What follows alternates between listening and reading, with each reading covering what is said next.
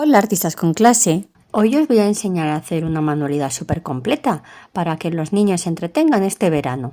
¿Quieres saber cuál es? Pues vamos con ello.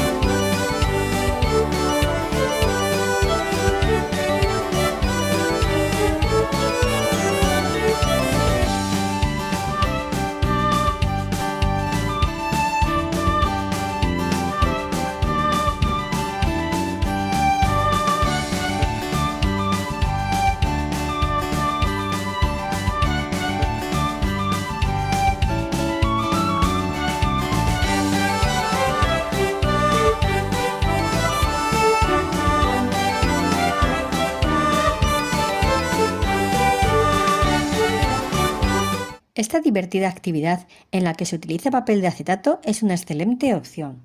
El acetato es transparente, lo que permite que la luz lo atraviese. Este efecto de magia de colores y luz cuando se colocan contra una ventana o una fuente de luz les encantará a los niños. Si te ha gustado este tipo de actividades, házmelo saber dejándome un comentario. Muchas gracias por seguirme y hasta la próxima. ¡Chao!